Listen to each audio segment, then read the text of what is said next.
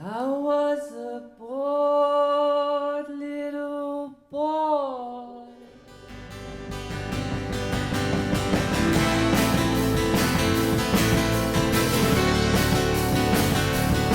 I had a book for a toy.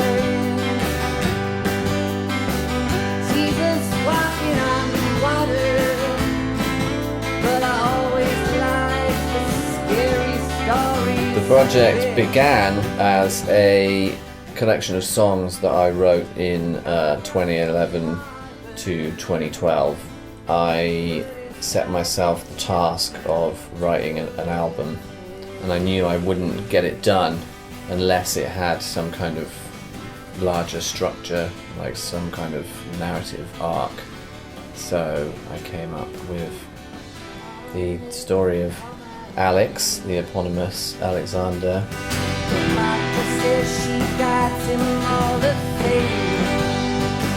It's a kind of classic rites of passage type story about innocence and experience. Set it in the South because I've always played in the kind of Americana style, you know, a bit blues, a bit country, a bit folk.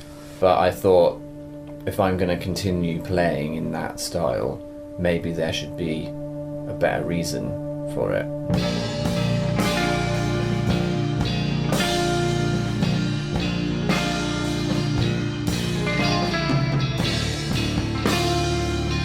From my side as the producer, I was taken onto a PRS Foundation development scheme called New Music Plus. Alexander the Great show, the idea was that we're trying to kind of bridge the gap between visual arts and performing arts and so on. So it's finding ways to kind of make the journey for the audience interesting and trying to kind of blur the lines a little bit, and like working with all of these kinds of visual relationships and, you know, musical visual relationships. It's a fascinating process.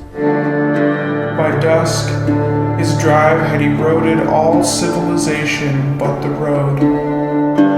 Here was the desert his friend would eulogize, on the Texas-New Mexico border, where the Ford had broken down. There's like a two-tier visual setup where we've got the backdrop. That's a kind of scene setting. It kind of reacts to the music of the songs, not so much the content. And then we have dual projections either side of the stage, which are showing these kind of like avatars, and they are more responsive to the content of the songs and the lyrics. So they contain things like the characters themselves and like references to location.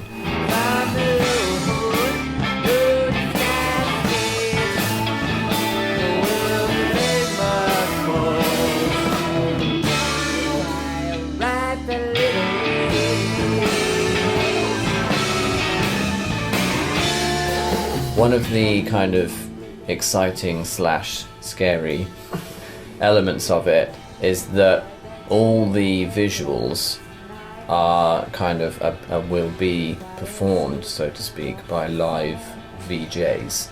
The visuals will be responding in real time to what's happening on stage, and of course a band never plays a song the same way twice. Because it's very much just finding the balance between the kind of writing the songs and having the songs well rehearsed and everything well mapped out, but then always again allowing that kind of flexibility for things that just happen in the moment.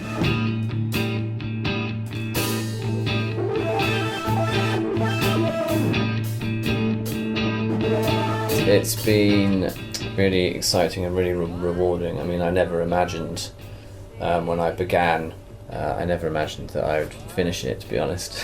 And it's been great seeing what's possible and like how people have reacted to it and gone in different directions with it.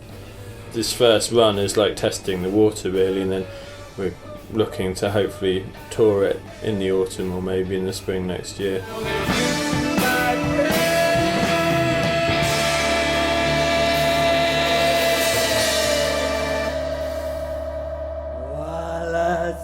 out.